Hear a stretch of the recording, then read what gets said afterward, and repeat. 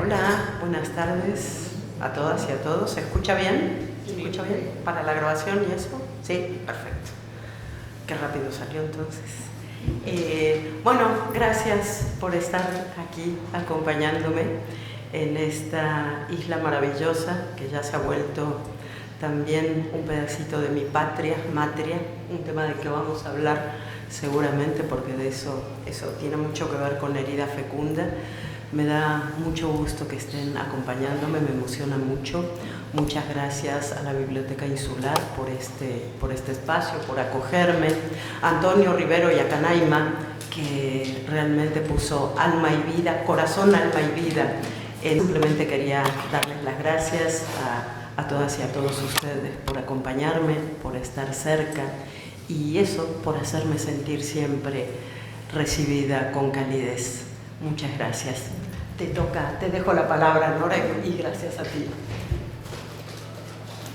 Buenas tardes. En primer lugar, gracias a todos por venir, pero sobre todo muchas gracias a ti, Sandra, por invitarme a acompañarte en esta presentación. Hace muy pocos meses estaba sentada al otro lado en la Casa Museo Pere Galdós con mis mejores amigas y recuerdo que comentaba: me encantaría un día presentar un libro de esta mujer, y resulta que al poquito te habían dado este premio y tan merecido, y bueno, es un lujazo. Voy a leer unas palabras para quien no sepa sobre el libro sobre Sandra, que será probablemente una inmensa minoría, como se dice sobre la poesía, y ya damos paso a la presentación. Bueno, querría empezar este preámbulo con la misma introducción que escribí para el artículo que dediqué ayer. Fue ayer cuando salió en el periódico, a este bellísimo libro de Sandra Lorenzano, galardonado con el Premio Málaga de Ensayo, para situar las coordenadas de esta expresión poética que le da título. El término coordenadas, por supuesto, no es nada casual, es totalmente intencionado, puesto que hablaremos de mapas fragmentados, de geografías múltiples, de hogar, de maletas, de migraciones y de memoria. El artículo comenzaba así: si Clarice Lispector exploró la sombra del exilio y se avino a transmutarla en una herida fecunda, Sandra Lorenzano describe ese viaje hacia adentro, que es el exilio, como el ejercicio de zurcir un quiebre en la lengua. Y su caja de hilos y de agujas son las palabras. La poeta argentina Alejandra Pizarnik decía que escribir es reparar la herida fundamental. Para quien desconozca los caminos de origen de la autora, a los 16 años emigró con su familia a México desde Buenos Aires, huyendo de la feroz dictadura de Videla, dejando dentro el roble que plantó mamá y los jazmines, escribe en este libro, y también los libros, las fotos, las amigas, los perros amados que enterramos en el fondo, las bicicletas, un verano de mis 12 años, qué sé yo, una vida. Cada uno hizo su valija y guardó lo que pudo.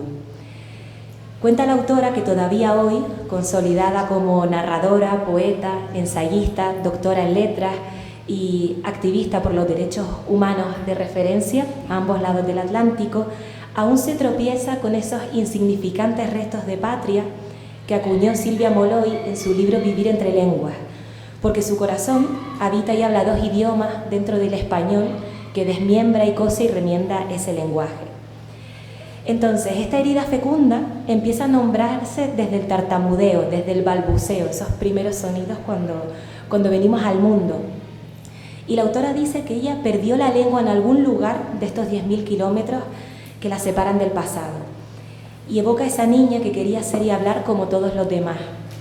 Pero es desde el quiebre absoluto de la lengua, de la conciencia de que vivimos entre vestigios de tantas lenguas rotas en el mundo, cuando Sandra funda su propia poética del surcido. Marguerite Duras proponía escribir para intentar saber de qué escribiríamos si escribiésemos. Entonces Sandra propone escribir por los que no están, escribir desde el tartamudeo, escribir para abrazar otras huellas. El resultado, entre otros, es este libro, este ensayo de género híbrido como de caminos cruzados, todo muy poético, remitiéndose a través de filamentos que se interconectan, donde el relato de su propia historia encierra a su vez la historia con mayúsculas, la de miles de migrantes, refugiados, desaparecidos y ausentes, desde nombres tan familiares y conocidos como Antonio Machado, Cristina Peri Rossi, Juan Gelman o María Zambrano, a testimonios anónimos y memorias enterradas, cuyos rumbos o caminos podrían ser perfectamente el nuestro. Así, escribir también es enfrentar nuestra responsabilidad ética a la hora de transmitir el recuerdo, continúa la autora, es clamar por el fin de la impunidad, es hojear los álbumes de la memoria o es intentar oír desde las ruinas los murmullos de las pequeñas voces de la historia. Bueno, antes de inaugurar o comenzar ya este diálogo que nos propone Sandra, mencionaré brevemente otras cuestiones más que entretejen este tapiz de reflexiones y recuerdos por si se animara o la animáramos entre todos a tirar del hilo de este ovillo. Y es que la distancia no tiene que ver tanto con el espacio como con el tiempo, que de cuando en cuando necesitamos volver a los testigos de la infancia para que nos digan quiénes fuimos antes de la herida o si fuimos antes de la herida, que el erotismo y el humor hacen del exilio algo más que derrotas y dolores, que frente al naufragio y el desarraigo sobrevive la memoria como equipaje y que la literatura, aunque dice Sandra que llega para poner el dedo en la llaga, es también una forma de sutura, de cauterizar la herida y, como hace nuestra autora, de convertirla en belleza. Y yo le doy paso a ella, que para eso hemos venido a escucharla, además de para leerla. Bueno, deja que te aplaudamos. Porque... Bueno.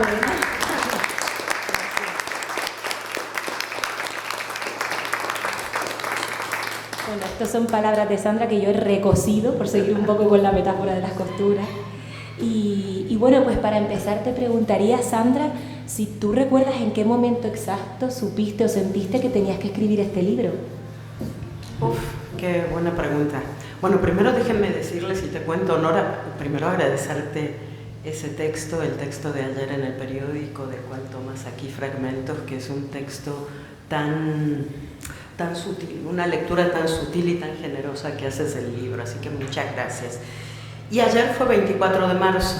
24 de marzo es el día del golpe de Estado en la Argentina, 1976. Me pregunto si no habré pensado en ese momento que tenía que escribir este libro. No lo sé.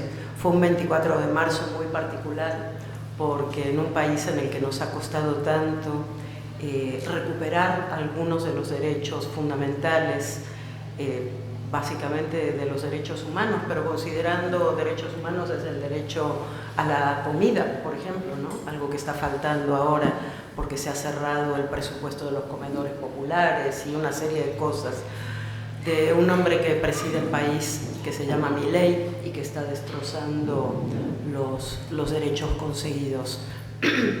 Eso a mí me recuerda que, y me gusta decirlo cada vez que hablo, claro, el libro sale justo en este momento, ¿no? Milei, yo llegué a Buenos Aires después de 2 años de no estar, el 9 de diciembre de 2023, y el 10 de diciembre asumió él. El 12 de diciembre recibí la llamada de que había ganado el premio Málaga de ensayo.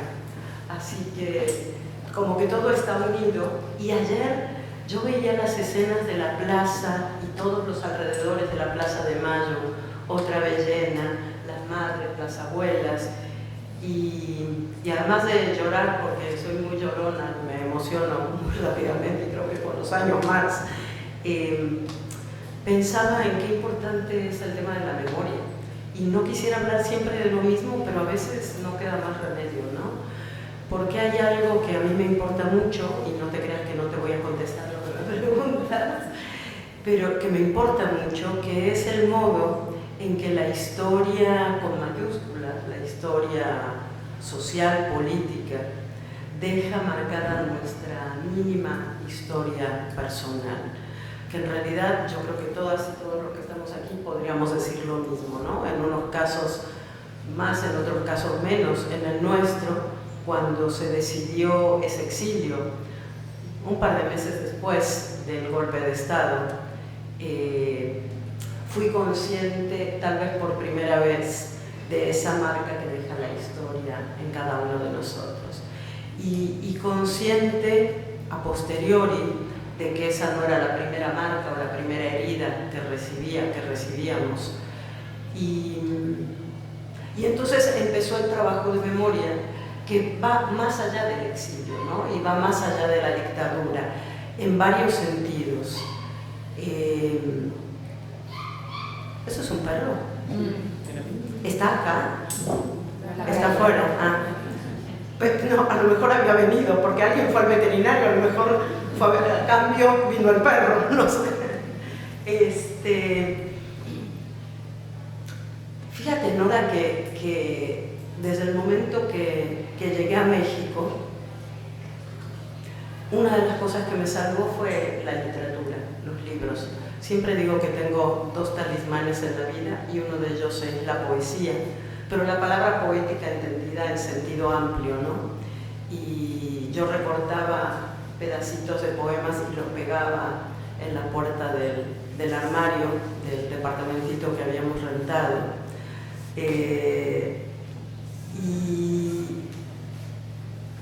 Y a lo mejor, como esos y esas poetas me salvaban, y muchos de los cuales ya los mencionaste, Alejandra Pizarnik, Machado, María Zambrano, etc. Después podemos hablar de cada uno de ellos.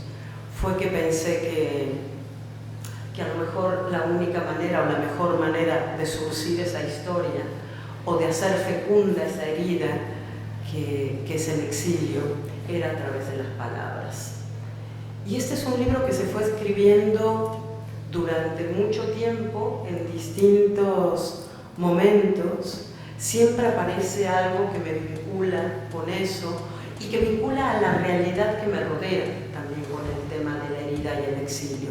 Porque es un libro que no habla solo de mi experiencia personal, que es la experiencia de una adolescente que se vio obligada a salir de su país. Yo gritaba y pataleaba, a los 16 años decía, no me quiero ir a ningún lado, se van ustedes, a mí déjenme con mis abuelos, no me quiero ir. Claro, mis padres fueron conscientes de que no podían dejarme a riesgo de mi propia vida, además, ¿no?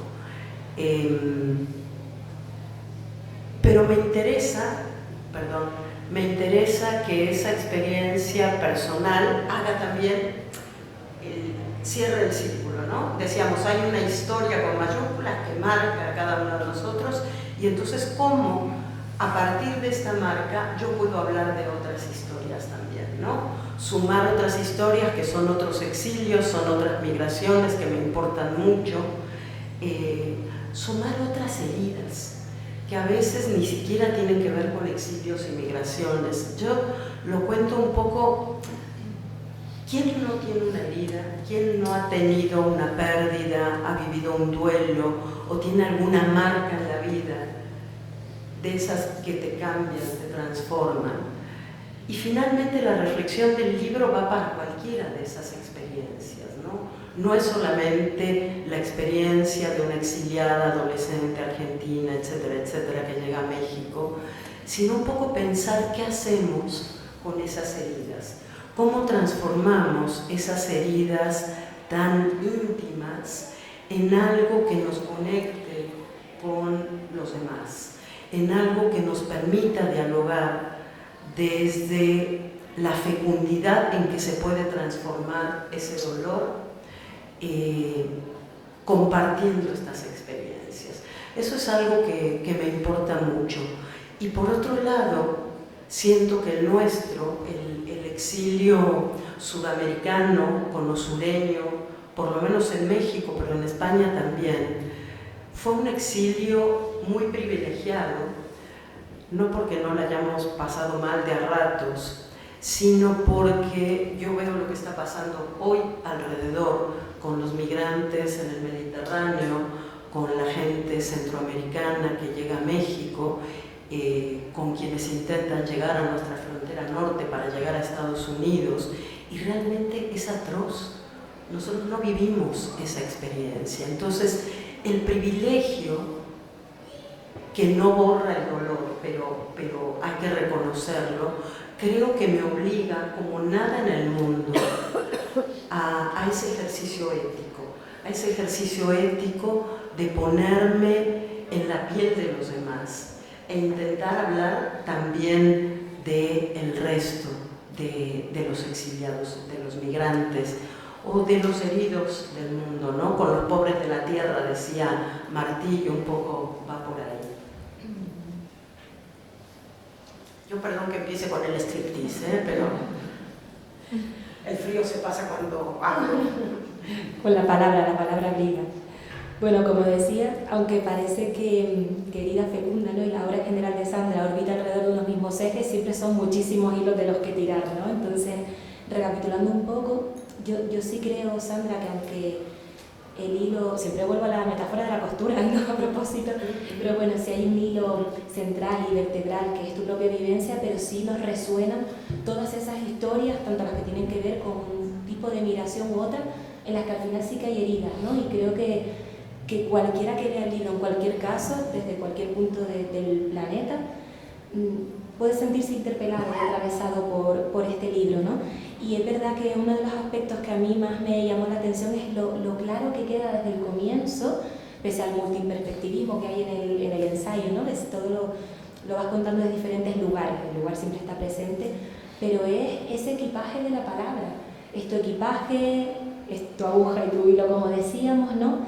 Y en ese sentido, sí me parece interesante, y supongo que les parecerá a quienes hayan leído, lean el libro, ese proceso creativo que tú dices que es un libro que escribiste a lo largo del tiempo. Supongo que siendo escritora lo estabas escribiendo antes incluso de lo que tú imaginabas.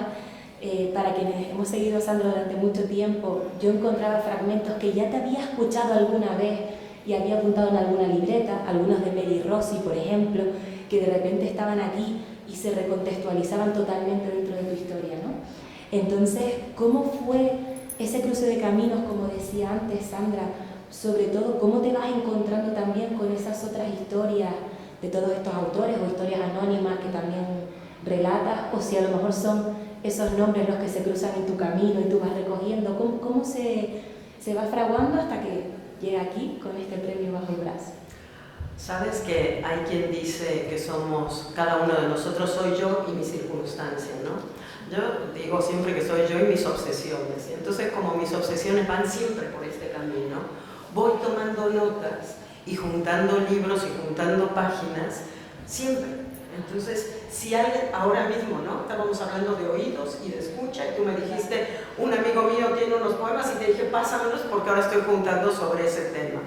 Entonces, claro, son textos los que me alimentan, que he ido reuniendo a lo largo de toda la vida. Son autores que me han acompañado a lo largo de toda la vida, y de pronto pasan cosas maravillosas, ¿no? Esas epifanías que llegan cuando uno trabaja en cuestiones creativas, que son muy reveladoras también para mí misma. Una de esas, o que son coincidencias, esos azares que no existen en realidad y que me llevan a incorporarlos a mi propia vida y a mi propio relato de las cosas. Uno de estos tiene que ver con María Zambrano, entonces quisiera contarlo porque es maravillosa la historia de María Zambrano. No les voy a contar la historia de María Zambrano porque ustedes la conocen, pero les voy a contar un par de cosas. Una es que cuando María Zambrano, lo cuento en el libro, sale al exilio, va cruzando el Pirineo en un auto con su madre y con su hermana, la famosa hermana Araceli, que tan complicada vida tuvo, ¿no? Porque la tomaron los nazis, asesinaron a su marido, a ella la torturaron, en fin. Pero van cruzando y ven que junto a ellos va caminando Antonio Machado, que en ese momento tenía exactamente la edad que yo tengo, 64 años. Ya, primer dato que digo, eso tiene que estar en el libro, ¿no? Lo tenía guardado desde antes y llegué antes a los 64, antes de que quedara anacrónico lo que quería contar yo de Antonio Machado. Bueno, María le dice, ven, Antonio, súbete con nosotros al auto. Y él dice, no, yo voy caminando con todos. Y entonces ella se baja para salir del país con su amigo poeta. Ella tenía 35 años y él casi 30 más. Sabemos además lo poco que vivió Machado ya en el exilio, etcétera, etcétera.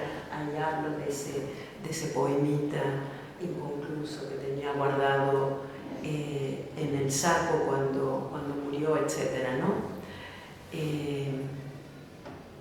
Y resulta que María llega finalmente a México. Digo, a México, vamos a ver qué pasó con María Zambrano en México. Claro, a María Zambrano la estudiamos en la facultad y demás, pero era una mirada diferente.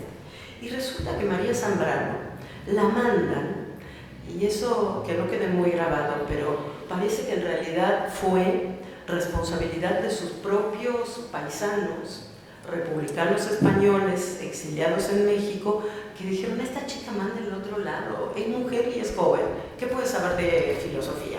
Ya, que la manden. Y la mandaron a la Universidad Michoacana de San Nicolás de Hidalgo. El mismo año que a mí me invitaron a trabajar durante un año, no la mandaron el mismo año que a mí, obviamente. Esto lo vi, sabía, pero no era consciente de esto, cuando llegué a vivir a Morelia durante un año. Morelia, la capital del estado de Michoacán, que a muchos de ustedes les debe sonar por los niños de Morelia, ¿no? Un lugar que fue especialmente generoso porque era la patria de don Lázaro Cárdenas. Pues María Zambrano vivió solo 8 meses en Morelia y no mucho más en México. O sea, muy poco. Ustedes recuerden que María Zambrano volvió del exilio ya muy anciana. Casi la tuvieron que obligar, ella no quería volver, ¿no? De hecho, de México fue a Cuba. En Cuba mandó una nota diciendo: yo no vuelvo más a las clases. Se sentía súper bien en Cuba. Había conocido al grupo Orígenes, el de Sama Lima era jovencísimo, se engancharon muy bien y tal. Después se fue a Puerto Rico y después todo lo que ustedes saben, ¿no? París, Roma, y finalmente regresó a España ya muy mayor y fue la primera mujer en ganar el Cervantes. Pues gana el Cervantes, escribe su discurso de agradecimiento. ¿Y de qué habla en primer lugar? De su vida en Morelia. Y entonces dice: yo llegué, casi empieza así el discurso de agradecimiento del Cervantes, dice: yo llegué a vivir a la ciudad de Morelia, etc., y tenía que empezar a dar clases en la Universidad Michoacana de San Nicolás de Hidalgo, la que llamamos Universidad Nicolaita en México, una universidad pública. Y dice: tenía que empezar mi curso el mismo día que caía Madrid. Mi Madrid, dice en su discurso. ¿De qué podía hablarles yo a esos chicos que me miraban con avidez? Y siempre digo que se me pone la piel chinita cuando lo cuento porque me parece absolutamente conmovedor. Dice: llegué a hablarles del concepto de libertad en los griegos. Entonces yo pensaba: qué cosa maravillosa que esta mujer que pasó tan poco tiempo en México recupere en ese discurso su paso por aquel país. Y por una razón muy sencilla que después también la explica y dice: cuando nadie nos quería recibir, México abrió sus brazos. Entonces, María Zambrano dice lo que yo siempre digo, ¿no? Yo empiezo cualquier cosa que tenga que ver con el exilio en México, yo empiezo agradeciéndole a México y a los mexicanos. Digo, ustedes que están aquí, ustedes los mexicanos en este caso sería, es que me recibieron, me dieron hogar cuando no teníamos hogar, nos dieron patria cuando no la teníamos. Entonces, poder seguir un poco esos recorridos de los otros poetas, de las otras poetas, aprender de sus palabras, poder trenzarlas con las mías, surcirlas. Por eso me gusta tanto la idea del surcido, esta idea, porque surcir, siempre se nota el surcido. Los japoneses tienen este arte famoso del kintsugi, ¿no? Que es juntar, pegar los pedazos de una vasija que se ha quebrado, pero no disimular ese espacio en el que se pegan, sino ponerle polvo de oro.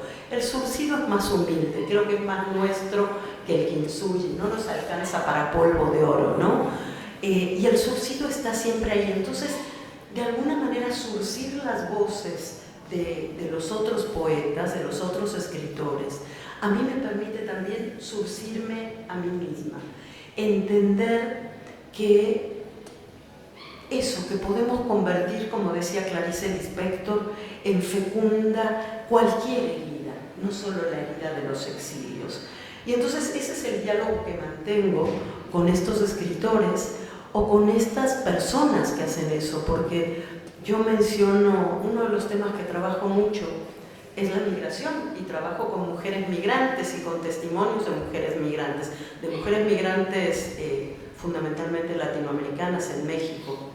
Y me interesa mucho también la forma en que me dicen, ¿no? La forma en que cuentan qué significa para alguien irse, qué significa siempre, y son las mujeres las que dan como respuesta siempre, el que migran y arriesgan la vida para poder darles a sus hijos una vida mejor que la que ellas han tenido.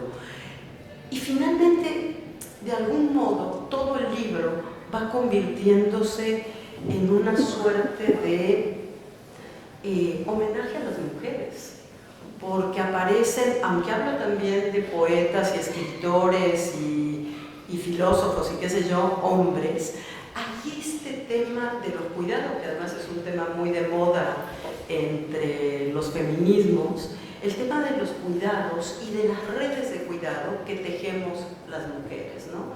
Y entonces ahí están las madres de Plaza de Mayo o las abuelas en la Argentina, pero están las madres buscadoras en México, y hay algo que tiene que ver con estas redes de género, con estas redes de mujeres que siento que me arropan, que son parte también de mi historia, que me ayudan a salvarme. Y bueno, no sé si contesté, porque siempre tú me pones un tema y me doy cuerda y sigo, pero bueno, por ahí va. Sí, yo lo doy por contestado, y además estos son caminos que se cruzan y se descruzan y bueno, y volvemos a esas coordenadas que decíamos al principio. Pues siguiendo el hilo, hablabas de mujeres, Sandra, y yo antes había dicho que recuerdo estar en el Festival Hispanoamericano de La Palma. Tenemos todos mascarilla porque creo que fue en el 2020, y tú en la Plaza de los Llanos, que además es la plaza de mi infancia, habías dicho esa frase de Cristina Peri Rossi que dice: de todas las catástrofes, incluida la del exilio, nos salva la libido. Yo me quedé petrificada en esta plaza, nunca se me había ocurrido relacionar esos dos conceptos, digo, pero esta mujer. Y bueno, me parece muy muy bello cómo lo defines en uno de los capítulos, creo que lo dices en más de un capítulo, pero en uno ahondas un poquito más, en cómo el deseo es realmente ese motor, ¿no? Es esa fuerza empoderante, incluso, que también es una manera de concebir lo femenino, ¿no? Esa fuerza que han intentado inhibir o reprimir o castrar, ¿no? desde el patriarcado, y que conecta mucho con lo que hablabas de las redes de mujeres, ¿no? Sí, es verdad que hay muchísimos nombres maravillosos en el libro, tanto de hombres como de mujeres, pero en el caso de Peri Rossi sí da la sensación de que lo que tiene que ver con el deseo y la erótica, como decía yo en el artículo que mencionábamos al principio en el periódico, enmarca también tu propuesta poética igual que la de ella, ¿no? Que ahora que lo pienso, Peri Rossi, otra premio Cervantes, como María Zambrano. Entonces, si podías ahondar como en la Plaza de los Llanos en esa maravillosa frase. Sí, esa frase también cuando la leí, un poco me quedé como tú, así de, pero qué maravilla, claro. Porque finalmente, bueno, vamos a decir que Cristina Peri Rossi, que llegó a vivir a Europa, primero estuvo un tiempito en París y después se pasó a Barcelona y ahí sigue, fue de las primeras sudamericanas en tematizar el exilio, ¿no? en su poesía y en su obra en general, y lo sigue haciendo. Es impresionante, porque no es que no hable de otras cosas, ha hablado de muchísimas cosas Peri Rossi, pero esa cosa del exilio está siempre, ¿no? Y esa frase de todas las catástrofes, incluida la del exilio, nos salva la libido.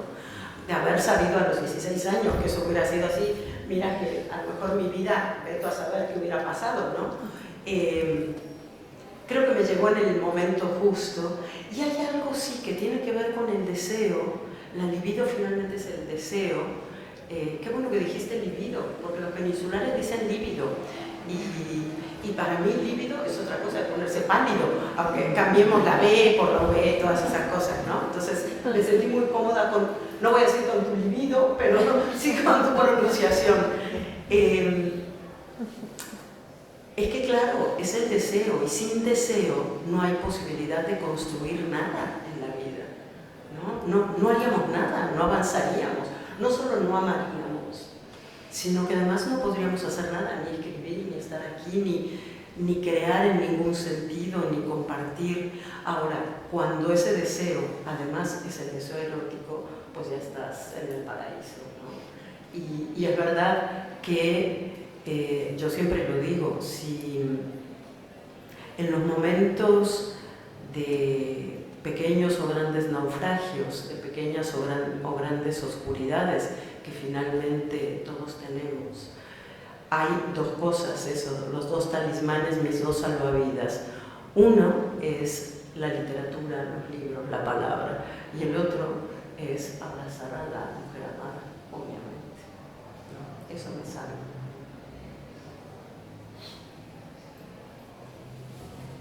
Vale, pues... Esta vez te lo hice cortito, porque si no, ya claro, no lo esperaba, vamos a entrar en y demasiadas intimidades. Bueno, pues vale, como este era un tema luminoso, te quería preguntar, Sandra, tú hablas en un capítulo que se llama Mochilas, creo. Ahora me sorprende que se llame Mochilas y no valijas, pero creo que se llama Mochilas porque así lo escribís. Sí. Bueno, también juegas mucho, ¿no? Las diferentes maneras de nombrar a veces las cosas, volver o regresar, también decías, ¿no? Todo este amor por la palabra es precioso en el libro. Bueno, tú hablabas de que salvaríamos de un naufragio, también la idea del naufragio está muy presente en el ensayo, y tú hablabas también de obsesiones. Qué interesante, porque hace una semana estaba en un acto con Tina Suárez, la poeta, y también decía que ella escribía sobre sus obsesiones, ¿no? Parece que hay algo de exorcizar o de conjurar esas obsesiones en la literatura, y a ti te obsesionaban las imágenes de los equipajes de los migrantes, ¿no? Y te preguntas constantemente qué hay en esas maletas o valijas, qué te llevarías, qué te hubieses llevado. Si puedes ahondar un poco en eso también. Ese sí es otro de los temas que me obsesiona, es verdad. ¿Qué salvaríamos en un naufragio, ¿no? Siempre lo uso casi como primer ejercicio en los talleres de escritura creativa. ¿Qué salvarían en un naufragio? Yo me imagino que lo digo y cada uno ya está pensando, a ver, ¿yo qué salvaría? Y con el tiempo vas aprendiendo que lo más importante de lo que puedes salvar está aquí dentro, ¿no? No es mucho lo que uno se puede llevar cuando migra o cuando se exilia. A mí me han obsesionado desde las pocas cosas que traían mis abuelos y bisabuelos que huían de la pobreza, los bisabuelos italianos, o de la violencia, los abuelos rusos, de los pogroms contra los judíos, que por cierto, vaya horror que está haciendo Israel en Palestina, ¿no? Hablando, porque siempre que se habla de ese tema más vale decirlo también para que quede claro de qué lado estamos. Siempre estamos del lado de las víctimas, ¿no? Eso siempre.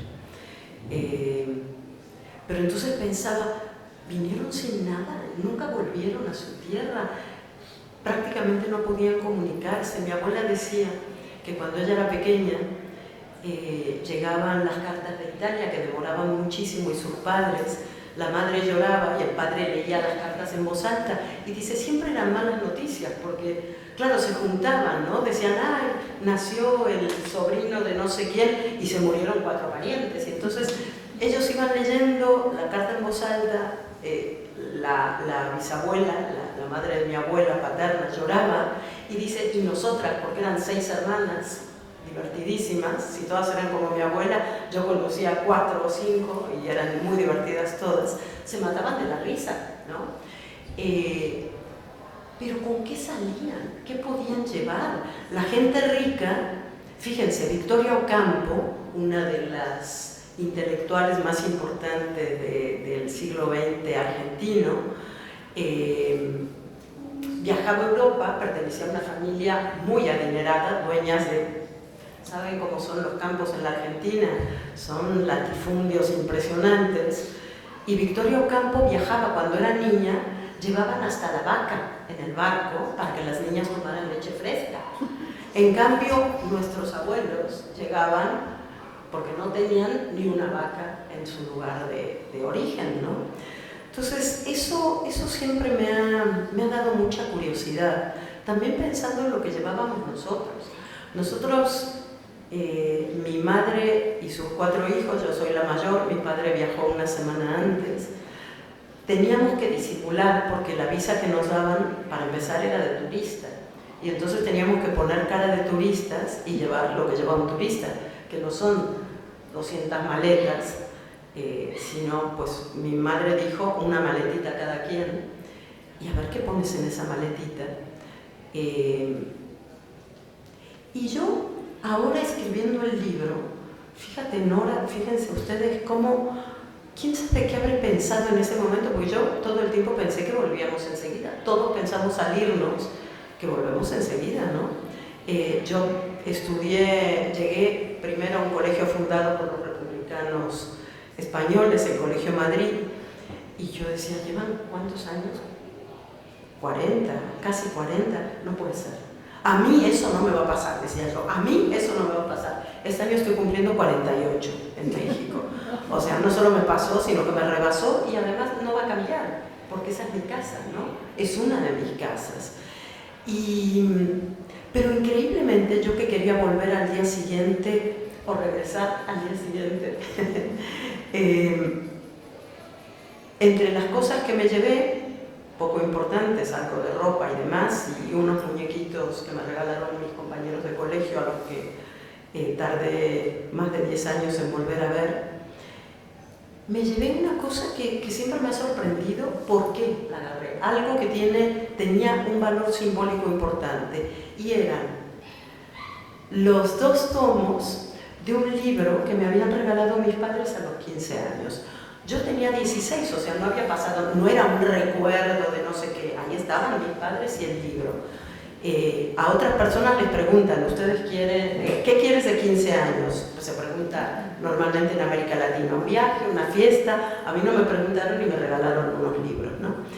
Y esos libros eran una novela que no leía nadie ya en mi generación, pero que había sido muy importante en la generación de mis padres, que era Juan Cristóbal, de Romain Rolland, que es una novela, es la historia de un músico. Es un libro muy entrañable. ¿Y por qué me llevé yo esos libros? No era tampoco mi libro favorito, no. Había algo como de intuición, como de sensación de si venimos de abuelos y bisabuelos que alguna vez se fueron y nunca pudieron regresar. ¿Quién sabe esto de irse de casa y dejar todo y abandonar todo lo que abandonamos, que no cabe en ninguna maleta, porque es tu vida, porque son tus abuelos, es eso, los perros que teníamos enterrados en el fondo, o el árbol al que me trepaba yo todos los veranos a leer. Dejas un tiempo, no dejas un lugar, ¿no? Entonces, ese es como segundo núcleo que tiene que ver con esto de las maletas. Y el tercero tiene que ver con el trabajo con los migrantes. Hay un par de proyectos súper interesantes de fotógrafos y fotógrafas que han trabajado sobre las maletas, las mochilas de los migrantes. Los migrantes que cruzan la frontera sur, que es una de las más violentas del mundo, la frontera sur de México. Terrible, creo que ya lo conté a mucha de la gente que está acá. O en la frontera norte, que es un poco menos terrible, mal que les pese y nos pese en México, porque no tenemos mucho derecho a reclamar cuando estamos asesinando de manera tan brutal en la frontera sur. Pero es interesantísimo porque esos proyectos muestran las mochilas donde no hay nada. A veces una muda de ropa, algún abrigo, un suéter, alguna cosa, cepillo de dientes siempre, eso me da siempre mucha ternura, me conmueve mucho. La gente viaja siempre con su cepillo de dientes y una pasta, como para mantener un último rinconcito de dignidad, ¿no? Y no mucho más. Las mujeres llevan la misma mochila y normalmente si van con niños, pues esa mochila va con las cosas de los niños, ¿no? Un par de zapatos de más para los niños, casi ningún migrante lleva zapatos extra, sin imaginar que van a caminar cientos y cientos de kilómetros, que terminan amarrándose los zapatos con con cordón para que no perder las suelas. Ya sé que dijiste que me porte bien con el micrófono. Entonces, eso siempre me ha impactado mucho con lo que uno viaja. Y ahora, cada vez que viajo, tengo dos cosas que cuento siempre con respecto al equipaje. Casi traigo mi casa a cuestas. Y al mismo tiempo, si me dijeran que tengo que viajar sin nada o que me quedo a vivir hoy aquí, no me importa. Con lo que tengo puesto, vivo, ¿no? Entonces, esa compleja relación y qué significa el equipaje es algo que siempre me ha dado mucha curiosidad, me ha alucinado, sí, me obsesiona, hay algo ahí. Incluso la maletita, la mochilita de los temblores, ¿no? Que tengo en la puerta de mi casa mexicana, porque siempre puede pasar que suene la alerta sísmica. ¿Alguien ha estado en México y le ha sonado la alerta sísmica? No. Es una cosa espantosa, porque uno tiene que decidir primero si le hace caso a la alerta sísmica o se queda en la cama durmiendo tranquilamente y que se caiga el mundo, ¿no? Que es lo primero que pienso yo siempre. Y después digo, no puede ser que por vaga me muera. O sea, no, eso ya me parece el colmo, ¿no? Entonces, en esa... ¿Qué pones en una mochilita que es lo único que vas a salvar si tu casa se cae de verdad? Además del pasaporte. Y no sé si les he contado, pero yo tengo una historia bastante graciosa y tonta, porque la literatura también se hace de cosas tontas, y es que yo siempre tengo en esa mochilita mi Kindle cargado, porque pienso, si me quedo entre los escombros, por lo menos que pueda leer. Entonces, ese es el tema del equipaje en mi vida, hasta el día de hoy. Y así como junto todo, puedo abandonarlo pasado mañana. Eso es la literatura como equipaje literalmente, ¿no? Yo creo usar la palabra Exacto. Literalmente mal, pero en este caso es literal total. Bueno, pues escuchándote ahora, Sandra, no sé si tienen también la sensación de que hay como mucha dualidad constantemente, ¿no? En lo que relatas, esas saudades, luego ese deseo, ese volver, ir ligera de equipaje o llevarte toda la casa, ¿no? Siempre hay como una serie de dualidades, ¿no? Y bueno, hay un concepto que yo no asociaba a ti hasta que leí una nota de prensa el otro día, que es definirte como escritora argenmex. ¿No? Pues creaste una palabra que alude a esa misma dualidad, pero que se concentra en tu propia identidad, ¿no? En tu patria, pero que tú denominas matria. Y entonces, si te parece, podríamos ahondar en esos dos conceptos, ¿no? Argenmex, como esa fusión de dos lugares o identidades que conforman tu matria, que no patria. Sí, el gentilicio argenmex es un invento de los argenmex. Creo que es el único exilio que ha creado una palabra así para hablar de su identidad. Dice Mempo Giardinelli, un escritor argentino de la provincia del Chaco, que vivió mucho tiempo en México, que es un invento de él. Nadie se lo cree, pero tampoco nadie se lo discute. ¿Para qué le vas a discutir? Que diga lo que quiera. Pero sí, somos muchos los que hablamos de lo argenmex, y lo que es más interesante es que mucha gente que ha regresado a la Argentina desde México, después del exilio, muchos se siguen identificando como argenmex, especialmente los que regresaron siendo chiquitos, ¿no? que pasaron parte de su infancia en México, y al regresar a la Argentina se juntan con otros mexicanitos, muchos, porque nacieron algunos en México, y crean redes. Ahora están haciendo un montón de exposiciones, están editando libros, claro, ya son chicos grandes, ¿no? Entonces, a mí ese concepto de lo argenmex me permite, que lo uso desde muy temprano en mi exilio, me permite decir de verdad lo que soy. O sea, yo no sería lo que soy sin mis 16 años de vida en la Argentina, sin todo lo que implica las raíces argentinas, lo que implican las raíces argentinas. Ahí tenemos a la compatriota que después va a sumar su voz a la mía, pero tampoco serían las P's, son las P's, lo siento. Tampoco sería lo que soy sin estos casi 50 años en México, ¿no? Entonces, como no me gusta, no hay pasaporte de Argenmex, yo tengo que decir que ando con el pasaporte mexicano, en una época porque el pasaporte argentino no ayudaba en nada, ahora tampoco ayuda el mexicano, pero estoy acostumbrada a ser sudaca, venga de donde venga, que ese es otro tema, ¿no? Habitante de los márgenes, que también implica un compromiso, y decirlo en Canarias debe tener su chiste también, pero me permite como bucear mucho en esto, en qué es la pertenencia, ¿no? La pertenencia es algo muy flexible, muy, no frágil, sino flexible. Al contrario, las pertenencias se van sumando, no se van restando para mí, eso me importa mucho. Y lo otro que me preguntaste, ¿cuál era? Matria. Matria tampoco lo inventé yo, aunque me hubiera encantado. La primera persona en usarlo fue María Zambrano. María Zambrano tiene una frase maravillosa que dice, es de cuando se murió su padre, y dice: ha muerto mi padre, he perdido a mi padre, he perdido mi patria, lo he perdido todo. No, no es verdad, me queda mi madre, mi matria. Y a mí esa idea de que en realidad la patria es una matria, porque la patria viene de pater, es esa cosa tan masculina y patriarcal, ¿no? La patria, siempre la patria suena como ejército, como a dictaduras, y es la patria, a escuela, a bandera, qué sé yo. En cambio la matria suena como algo cálido, envolvente, acogedor.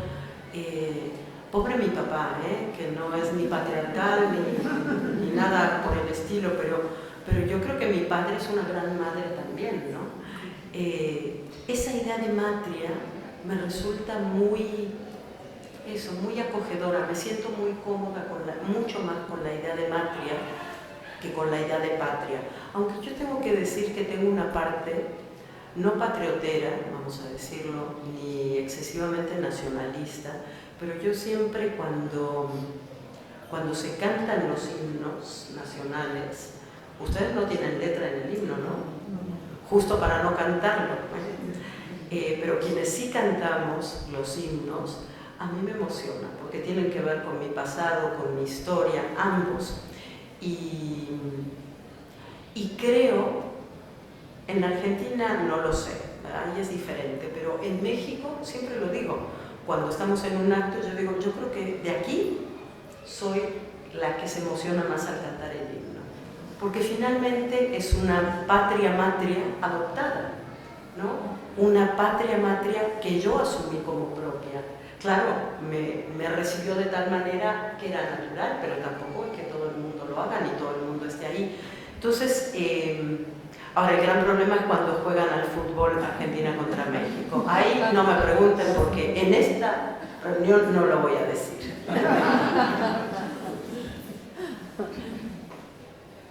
Pues precisamente, no sé cómo pensar al resto, pero a mí la palabra patria siempre por lo general me generaba una cosa, creo que en general en Canarias o en España nos pasa, ¿no? Como con la bandera o con el himno, y sin embargo lo pensaba leyendo Herida Fecunda, porque hay mucha alusión a patria y a matria.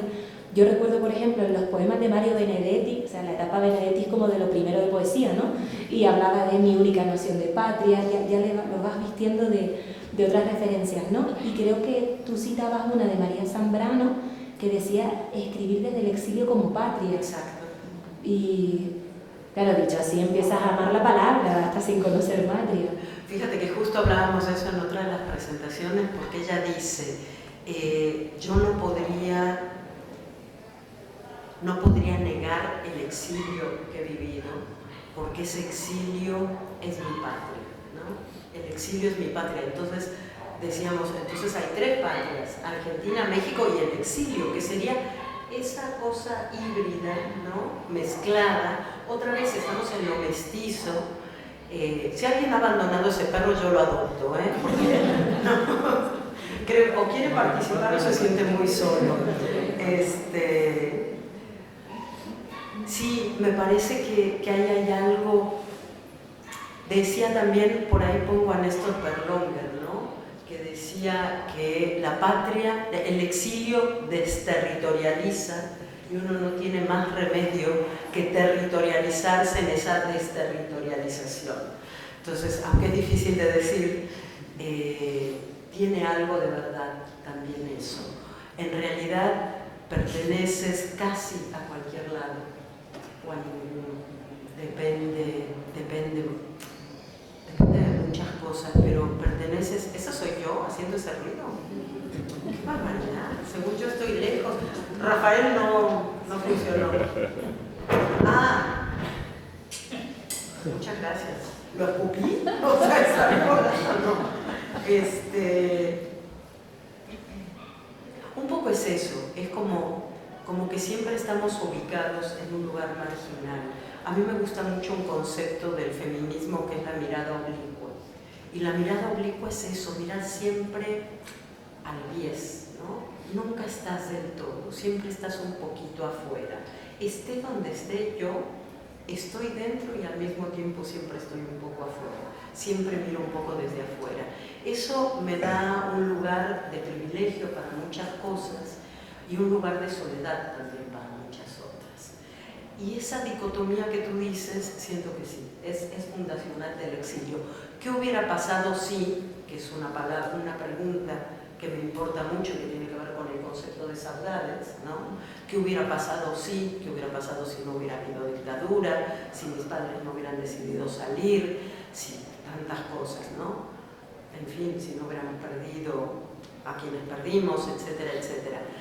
Y esa palabra también la contesto desde este lugar sesgado, desde este lugar me permite generar historias, esa pregunta,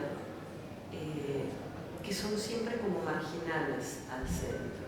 No, me parece que una de las características del exilio es no estar nunca, pero ya me van a decir si ustedes, algunos sí se sienten en el centro de algo. Yo creo que yo no podría sentirme en el centro de nada, siempre estoy como bordeando los márgenes, no sé qué sea estar en el centro, no sé qué sea la pertenencia sin fisuras, quizás sea parte de ser seres humanos, el encontrarnos en este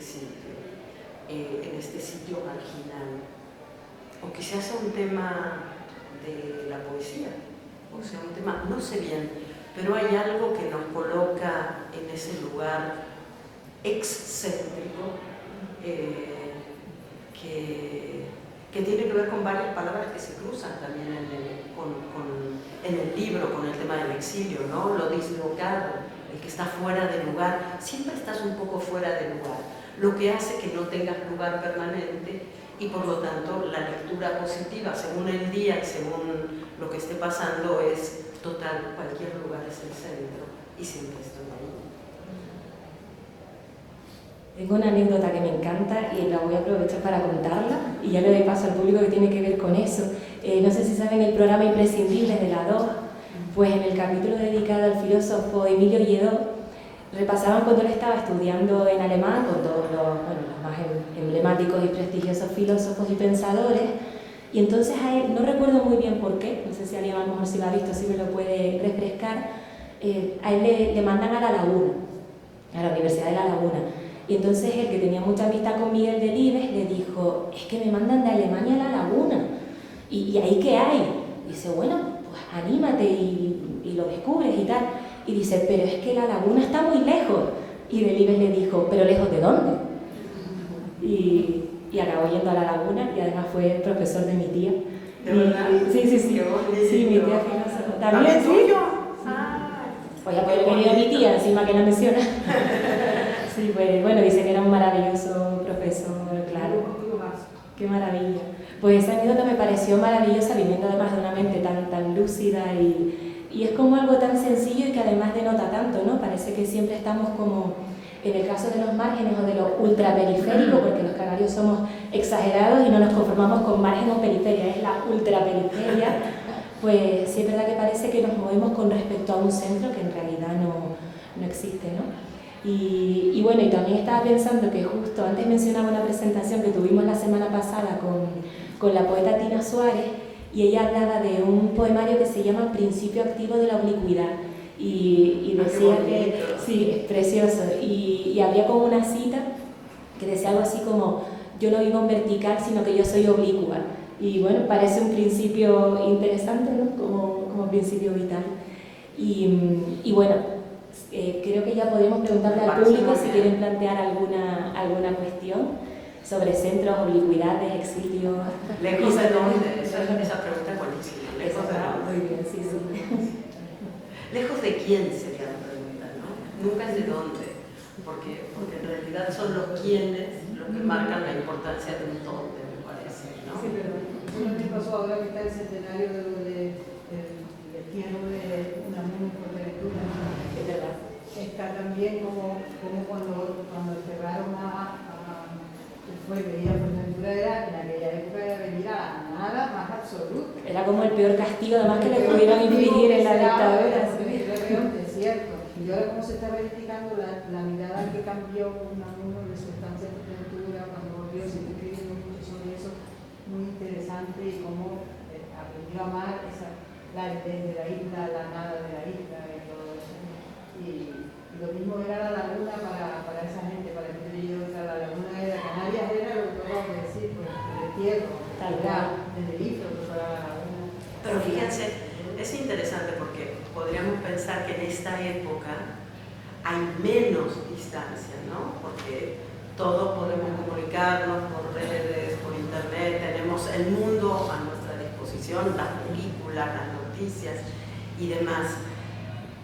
Y ahí es donde aparece el tema de los privilegios, porque díselo a alguno de los migrantes que llegan por el Mediterráneo, díselo a la gente que está escapando de Gaza. No, hombre, cualquier lugar es el mismo, el mundo global. El mundo global nada, ¿no? Ahí aparece otra vez un tema que cuando hablamos de esto no podemos perder, ¿no? Porque no todo es esto, no toda es esta posibilidad, y por eso yo siento siempre que eso, la responsabilidad ética del testigo es que tiene que estar ahí presente si tenemos la posibilidad de vivir más o menos como queremos, más o menos donde queremos y más o menos con quien queremos. Bueno, tenemos esa responsabilidad para hacer posible que la mayor gente que se pueda viva en las mismas circunstancias, ¿no?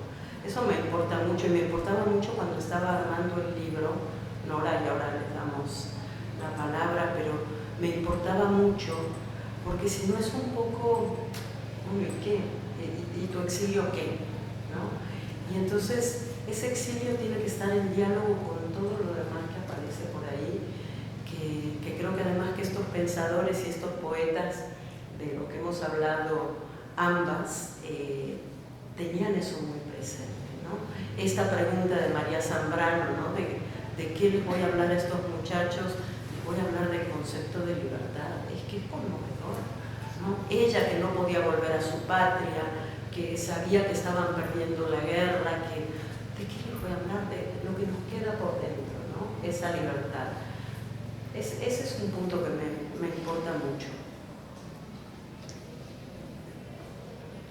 Y ahora sí, ustedes. Venga. Yo es que quería que nos hablaran de la portada. De la portada del libro, qué bonita es, ¿no? Porque te he visto en redes que más de una mujer que se identifica con la señora, con la niña, te lo ha comentado, que de dónde era la foto, porque realmente...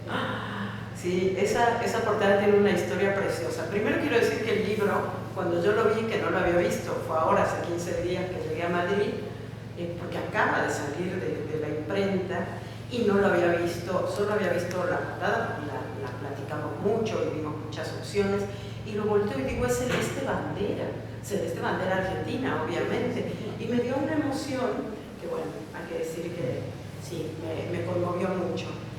La portada, esa foto maravillosa, que podría ser mi madre, me lo preguntan, no es mi madre, aunque la moda, la edad y todo podría ser. Es una foto tomada en 1976 también, en el aeropuerto de Buenos Aires, en Ezeiza, aeropuerto de Buenos Aires, a una madre y su bebé que están saliendo hacia el exilio en México.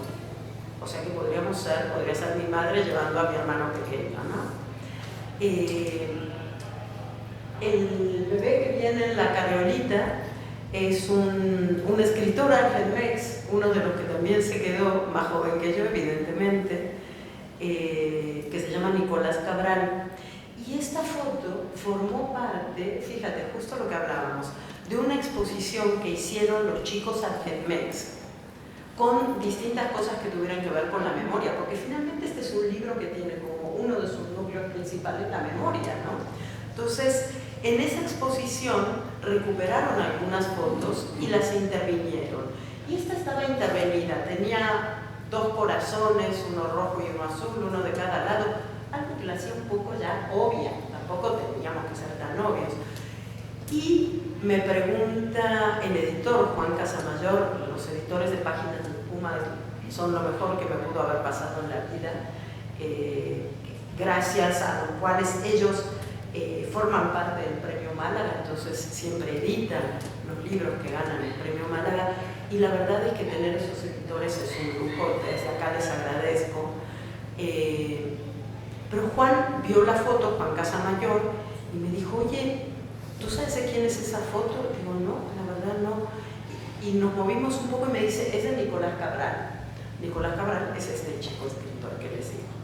Y entonces le escribimos a Nicolás Cabral y él dijo, a mí me encantaría que la publicaran, déjenme preguntarle a mi madre, su madre vive, y la madre dijo, claro que sí. En la solapa está contado, en la solapa no, en la página legal está contado que la foto, fíjense qué historias, ¿no? La foto fue tomada por una mujer policía en el aeropuerto argentino. Por supuesto, estaban checando a todos los que se iban, ¿no? Y a mí una cosa que me hace llorar es que van mirando hacia atrás. En ese momento no importa a dónde van, con qué se van a encontrar, lo único que les importa es aquello que está quedando atrás. Y esa imagen de verdad me conmovió enormemente cuando la vi, y cuando la vi en la portada dije, es que pareciera haber sido tomada para la portada, ¿no? Pareciera una foto construida. Pues nada, esa es la historia. Y es verdad que muchas amigas mayores, gente que era de la edad de esa madre en los años 70, me escribe diciendo, ¿quién es? ¿Podría ser yo? No soy, pero sé que podría ser yo. Y eso también me ha creado como una red, como un tejido de complicidades con una serie de amigas muy bello también, ¿no? Así que gracias por la pregunta. Yo tenía, tenía curiosidad por saber, que también iba a nombrar la portada, cómo fue tu experiencia del exilio, si fue como lo que uno lee en España, en Europa, como los españoles que emigran, que se fueron exiliados hacia Francia, ¿no? O si había sido un exilio, como se leía si tú cruzaste fronteras y tuviste problemas o vicisitudes, o fue como se ve en la portada del libro, más plácida, baja un avión, pasa controles y llega a México, Distrito Federal, sin problema ninguno. Tenía curiosidad un poquito de saber cómo había sido ese proceso tuyo de ese caminar del exilio desde Buenos Aires, en Buenos Aires, que no lo sé, hasta México. Sí, además Buenos Aires era el aeropuerto más cercano también, ¿no? El aeropuerto de Ezeiza, que es el aeropuerto más importante. Y me imagino que en ese momento el único, y todavía casi, que había vuelos internacionales. Hubo gente que salió cruzando fronteras, no fue nuestro caso. Hubo mucha gente que salió por Brasil, sobre todo. Era complicado por Uruguay porque también había una dictadura. Muchos uruguayos se exiliaron en la Argentina en el 73 y después tuvieron que exiliarse, como muchos chilenos, y después salieron desde la Argentina.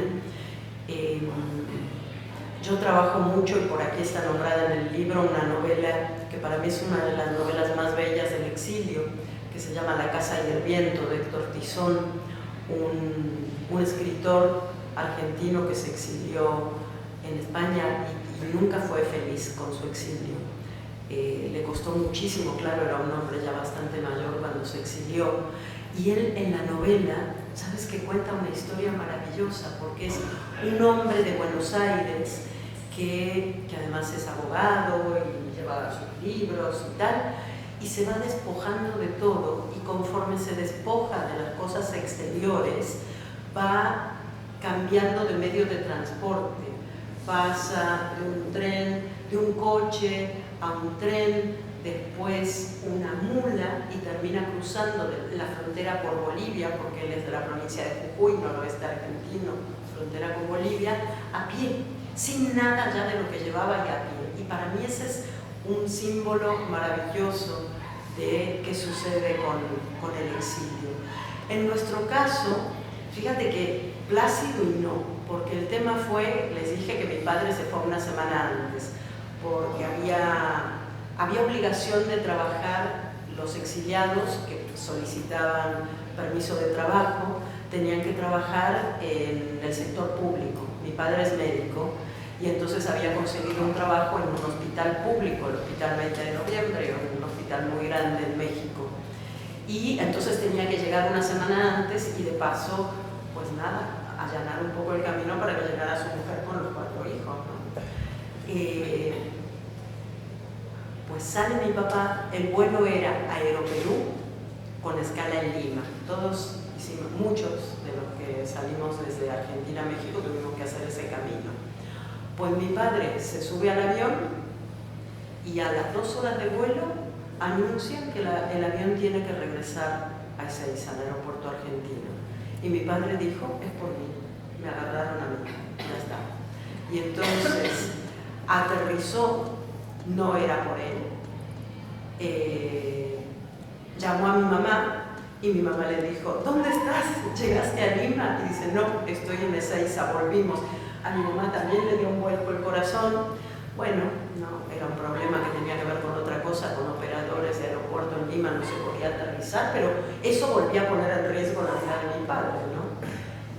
Finalmente él llegó y nosotros llegamos, pero como contaba, llegamos con cara de turistas, y por ahí no lo traje porque se me olvidó traerte el libro de poesía que te traía, pero bueno, después te lo paso, porque escribí un poema en el que cuento que, pues, tanto mi madre como yo, se ve que los otros eran más chicos y no se daban mucho cuenta, pero mi madre y yo lloramos todo el vuelo, ¿no? Las 2 partes del vuelo. Quiere decir que llegamos con los ojos así. Y viajar con niños implica mucho equipaje. Entonces, por mucho que mi madre intentara disimular, nadie le iba a creer que pues llegábamos a ser turistas, ¿no? Y además se sabía que estábamos llegando como exiliados, que cantidad de argentinos estaban llegando como exiliados. Y entonces la gente de migración vio los pasaportes, nos ponían un sello de turistas por 45 días. El sello la miró a mi mamá con los ojos así, mi mamá, y le dijo, qué buenas vacaciones, ¿no? Vas. Y bueno, así empezaron las vacaciones que todavía no terminan. Es la ventaja de ser exiliado, que uno tiene vacaciones durante muchos años. Así fue el viaje, pero hubo gente que la pasó mucho peor, sobre todo quienes tuvieron que salir por Brasil, cruzar fronteras y demás. Sí, por favor. No quería interrumpir, ¿eh? No, ya, interrúmpeme, que si no, no me callo nunca. En los años 1990 yo vivía en Madrid y allí conocí a bastantes hijos de exiliados argentinos. No sé si se podría hablar de argenmadrileños, porque eso es otra tribu, o lo era, por lo menos. Y entonces en España teníamos nuestra ley de extranjería, nuestras fronteras, nuestras aduanas, y a algunos nos daba vergüenza y rabia, o teníamos esa experiencia de pensar que todos los españoles que habían tenido que abandonar después de la guerra en España habían sido acogidos en América, en México, en Argentina, en otros lugares, con mucha calidez, y sin embargo aquí en España se ponía trabas a veces y se ponía dificultad. Para los canarios esa experiencia yo creo que es más dramática todavía, porque los canarios somos migrantes. Aquí ha habido mucha pobreza históricamente y hemos tenido que salir de aquí por necesidad, hacia Cuba, hacia Venezuela, hacia otros lugares, ¿no? Y ahora nosotros somos receptores de migración, ¿no? Entonces, no sé si tú te has enfrentado también alguna vez a esta sensación de impotencia, de rabia, de injusticia histórica, de estos cruces a veces difíciles de entender, ¿no? Como a veces unos pueden llegar a un lugar, otros no pueden. Sí, totalmente. ¿Cómo es tu nombre? Daniel. Daniel, muchas gracias por ese comentario. Sí, absolutamente es así. Claro, quizás en España era más evidente el tema, ¿no? Yo siempre digo, cualquier cosa que me digan en España, yo siempre cuento que la mayor ciudad gallega de Galicia, Tino, no estaba en España, estaba en la Argentina, ¿no? Era Buenos Aires. Durante mucho tiempo fue así. La mayor migración gallega había ido para allá. Y me pasa siempre que hacen preguntas parecidas cuando no estamos en Madrid. Me pasó ahora en Andalucía lo mismo, ¿no? Claro, lugares de migrantes. El gran tema sigue siendo la pobreza, ¿no? Cuando, ¿se acuerdan aquel año, hace unos 4 o 5 años, que eligieron como palabra del año, eso que le gusta tanto hacer a la academia, aporofobia? Es que es eso, es brutal lo que sucede, ¿no? Me pasa en la Argentina verlo y no se dan cuenta que si a nuestros bisabuelos los hubieran tratado como en la Argentina se trata a los migrantes pobres, porque claro, puede llegar el señor Benetton a comprar media Patagonia y no pasa nada, pero si cruza un boliviano, un paraguayo, un chileno, no, es migración pobre, y eso pasa en todos lados. Y por eso, y tú dijiste en la primera frase, usaste la palabra vergüenza. Fíjate que una de las cosas que me dijo el editor fue, ¿tú te das cuenta de la cantidad de veces que usas la palabra vergüenza? Vergüenza, pena, se dice en México, pudor. Claro que me da vergüenza y me da pudor, y por eso escribí este libro, ¿no? Porque me parece que ahí que tenemos un compromiso fuertísimo. Yo preguntaba, en la Argentina en un momento, hace unos cuantos años, cuando empecé a trabajar desde el punto de vista teórico y académico más la cuestión, porque tengo también esa doble personalidad, ¿no? Que me ganó la vida en la universidad, y empecé a preguntar por literatura sobre la migración. Me decían, bueno, tal, que el abuelo era de no sé dónde, y digo, no, la migración actual. ¿Qué? ¿Los bolivianos y eso? Sí. Bueno, hay uno que habla de las villas miserias y otro. No estoy preguntando eso, ¿no? O sea, inmediatamente me llevaban a, alguien que habla de gente pobre, sí, creo que ahí mencionan un poco los migrantes. Creo que eso está cambiando, pero es un tema brutal. Yo a mis estudiantes mexicanos siempre les digo, como hay tanto esto de los mexicanos son violentos, el narco, bla, bla, bla, digo, pero ustedes acuérdense que fueron un país generoso, ¿no? Que fueron un país de acogida. Entonces, lo que hay que transformar ahora es este modo en que estamos tratando a los migrantes. Es brutal lo que pasa con los migrantes que cruzan por México. O sea, según ONU Mujeres, 6 de cada 10 mujeres que cruzan México son violadas. ¿De qué estamos hablando? ¿No? Y hay secuestros y hay asesinatos. No puede ser. Hay gente que lo único que quiere es encontrar un lugar mejor para vivir ellos, para vivir sus hijos. Normalmente, por ejemplo, nosotros presumimos mucho, en los informes presidenciales se presume mucho en México lo que llamamos remesas, que es el dinero que nos llega de Estados Unidos, lo que los paisanos, como se llaman en México, mandan desde el otro lado. Yo digo, pero no es para presumir, esa gente se debería haber podido ganar la vida en su pueblo, en su tierra, ¿no? Arriesgaron la vida. Es un tema muy, muy duro ese, y tienes razón. A veces se nos olvida de dónde venimos, quiénes somos, quiénes fuimos, y me parece importantísimo, Daniel, decirlo. Muchas gracias. Por otra parte, ¿qué lugar no es un lugar de migrantes, no? Pues sí. Los seres humanos somos migrantes, ¿no? Sí. Y las migraciones son enriquecedoras, ¿no? Hay no sé cuántos millones, 250 millones de personas en este momento dando vueltas por el mundo, o un número así, enloquecido. Pues, y lo otro que siempre me gusta contar, que está también en el libro, es ese poema de la poeta somalí Wolfgang Shire, que usa mucho Amnistía Internacional. Amnistía lo tiene en su página y lo recicla cada tanto, que dice: nadie deja su tierra si su tierra no se ha vuelto la boca de un tiburón. Nadie pondría a sus hijos en una patera, sí, etcétera, etcétera. Entonces también eso, sí, hay gente a la que le gusta viajar, ¿no? De pronto te puedes ir a estudiar a otro lado, pero de verdad abandonar todo, irte con esa maletita sin nada, pues tiene que ser una situación de vida o muerte. Hay muy poca gente que se vaya porque sí. Entonces, o huyan de la pobreza o huyan de algún tipo de violencia, siempre. Entonces, me parece que hacer conciencia de eso es importantísimo, y es en parte lo que aparece en el libro, ¿no?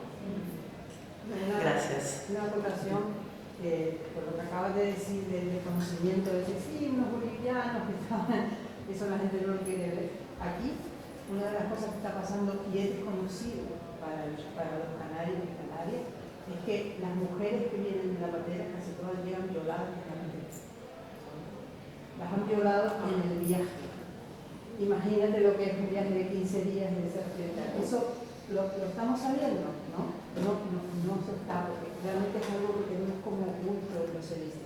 Primero por el tema de la mujer, y segundo por lo que tú decías de la porofobia y de que es algo que no queremos enfrentar con eso. Y eso, la gente que está trabajando en la gestión de mujeres lo está empezando a decir. Imagínate en la patera que a lo mejor vienen 3 mujeres y a lo mejor 100 hombres. Entonces, esta es una cosa que hay que empezar a decirla, transmitirla para saber. Una línea colación de lo que tú decías. Totalmente. Gracias.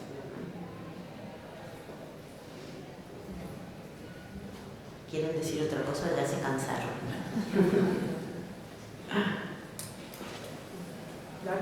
O ya quieren leer el libro. Sí. A lo mejor lo que ya quieren es leer el libro ya mismo. Y una cosa que me llena de orgullo, y si la quiero decir, porque yo me siento muy latinoamericana, más allá de que me pueda mover en muchos lugares, me siento absolutamente latinoamericana, y está mi compromiso más fuerte siempre, ¿no? Y soy la primera mujer latinoamericana que recibe el premio Málaga de ensayo. Entonces es así como, me da mucha emoción, porque es un momento muy especial de América Latina para las mujeres, ¿no? Es un momento en que el movimiento de mujeres tiene mucha fuerza, está cambiando muchas cosas y se enfrenta a unas resistencias brutales, claro. Nadie pierde sus derechos sin patalear, ¿no? Y ahí andan pataleando muchos señores y señoros, como dicen de chicas. Pero me parece que reivindicar también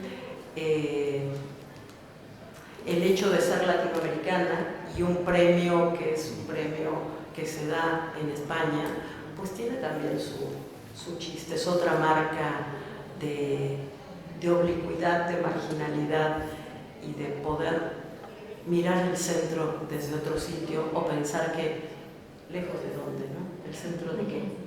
Así que sí. La nueva colonización. Algo de eso hay, algo de eso hay.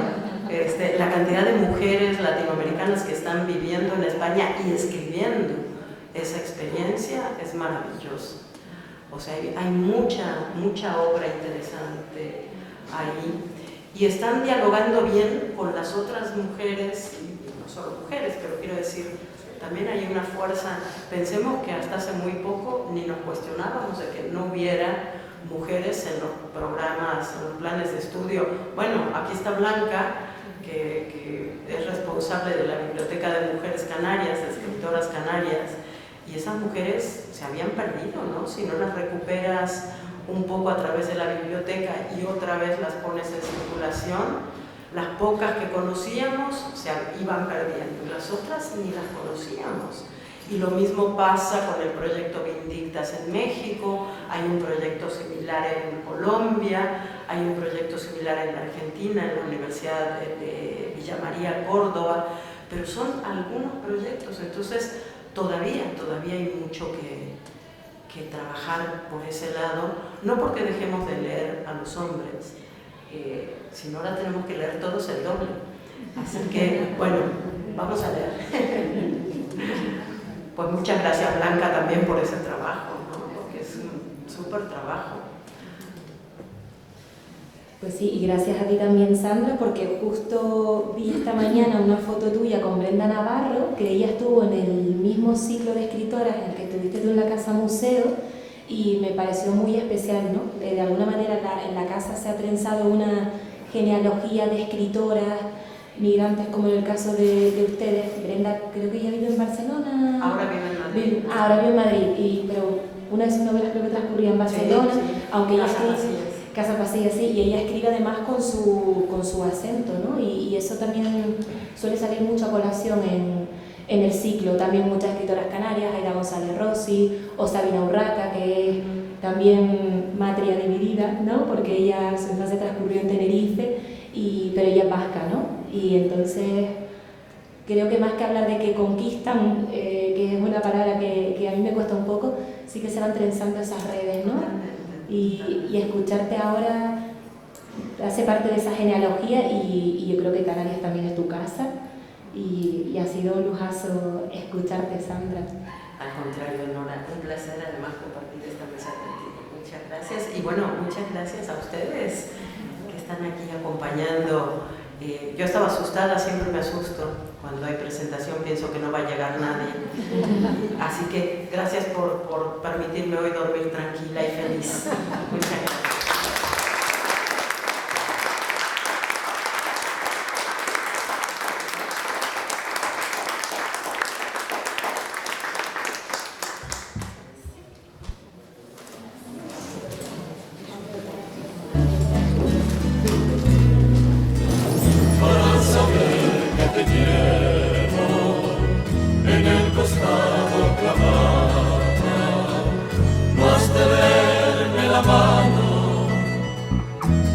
Bastar mi palabra, así la quieres creer, verás tan solo sus rayas, los caminos de una isla que se llama Gran Canaria, que se llama